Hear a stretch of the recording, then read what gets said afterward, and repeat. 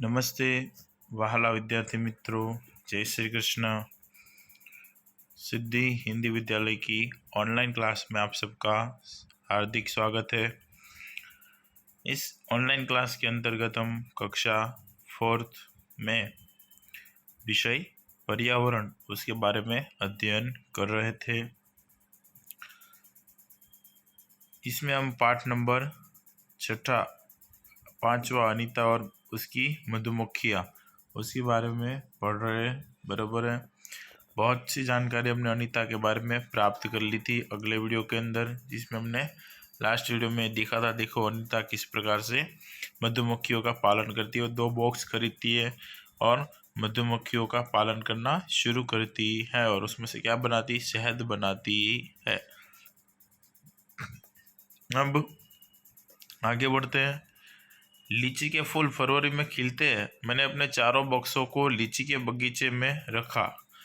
क्या था, जो लीची के फूल होते हैं वो कब खिलते हैं? फरवरी महीने में खिलना शुरू हो जाते हैं। इसलिए अनीता ने क्या किया, अपने जो चारों बॉक्स थे उसने वो कहाँ पर रखे? लीची के बगीचे में रखे। मुझे हर बक्से से 12 किलोग्राम शहद मिला जो मैंने बाजार में बेचा। बराबर, उसको चारों बक्सों में से 12 किलोग्राम क्या मिला? शहद मिला, जो उसने बाजार में जाकर बेच दिया। मधुमक्खी पालन में यह मेरी पहली कमाई थी और मधुमक्खी के पालन के अंदर उसकी पहली कमाई थी। पहली बार उसने शहद बनाया था। अब मेरे पास 20 बक्से हैं। अब उसके पास कितने बक्से ऐसे? 20 बक्से ऐसे हैं जो शहद बनाने के लिए उसने खरीदे। अनीता के 20 बक्सों की कुल कीमत कितनी होगी? एक बक्सा उसने 2000 का लिया था। बराबर है। तो ऐसे 20 बक्से लिए तो कितने के हो गए? 20 बक्से 40,000 के हो गए। बराबर है। फिर उसके पश्चात मैं रोज़ साइकिल से कॉलेज जाती हूँ और रोज़ साइकिल लेकर अनीता क्या करती है? कॉलेज जाती है। कॉलेज गांव से 4 किलोमीटर दूर शहर में है। कॉलेज कहाँ पर है उसका? उसके गांव से अनीता का जो कॉलेज है वो 4 किलोमीटर दूर है। अब तो आप भी अनीता के बारे में बहुत कुछ जानते हैं। जान के ना हम लोग भी कि अनीता ने किस प्रकार से पढ़ाई की, किस प्रकार ने उसने अपनी पढ़ाई को पूरा करने के लिए मेहनत की, फिर उसने किस प्रकार से मधुमक्खियों के पालन को सीखा, उसमें से पैसे कमाए, फिर वो आगे बढ़ी और कमाई शुरू की, कॉलेज जाने लगी। तो ऐसी कई जानकारी हमने अनीता के बारे में प्राप्त कर ली है अभी तक। ठीक है, अब अधिक जानकारी और प्राप्त करते हैं। ठीक है, आगे बढ़ते हैं। अनीता को पास के गांव में भी सभी लोग पहचानने लगे। पास के गांव के जो लोग थे वो भी अनीता को पहचानने लगे। वह गांव की सभी बैठकों में जाती और प्रत्येक को पढ़ाई का महत्व समझाती। वो गांव की सभी बैठकों के अंदर भी जाती, जहाँ पर भी गांव में कोई बैठक बुलाई जाए, बराबर है, उस गांव के अंदर जाती, उस बैठकों में, और सबको पढ़ाई का महत्व समझाती कि पढ़ना लिखना कितना ज़रूरी है। कभी कभी कुछ लोग उस पर हंसते भी है, लेकिन अनीता को पता है कि उसे क्या करना है। कभी कभी क्या था, कुछ लोग उसके ऊपर हंसते भी थे कि ये लड़की है, पढ़ाई करती है, क्या कर रही है, मधुमक्खियों का पालन क्या कर रही है।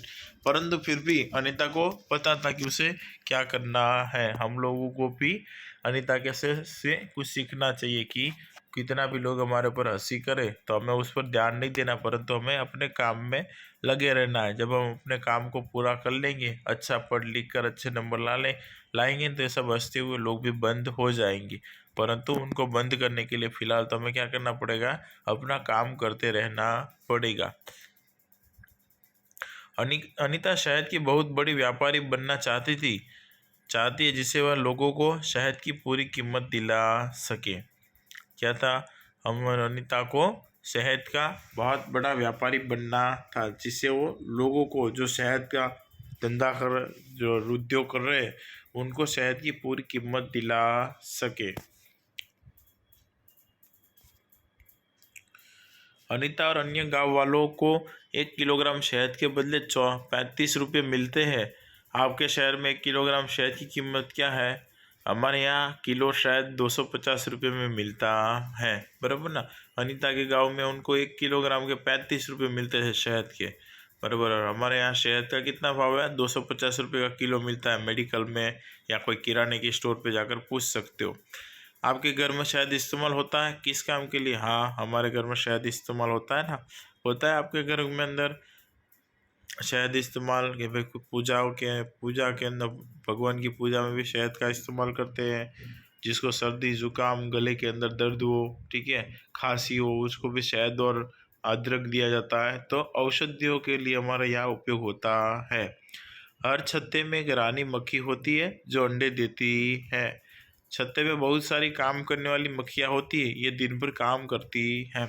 हर छत्ते के अंदर क्या होती है? एक रानी मक्खी होती है जो अंडे देती है। उसके अलावा छत्ते के अंदर बहुत सी ऐसी मक्खियाँ होती है जो काम करती रहती है, इसके लिए उनको काम करने वाली मक्खियाँ कहते हैं। ठीक है, आज के लिए इतना ही। आशा रखता हूँ आज की वीडियो में जो जानकारी प्राप्त की वो सबको समझ में आया होगा। ठीक है, फिर भी समझ में ना आया तो आप बता सकते हो वीडियो को सुनने के लिए। Thank you.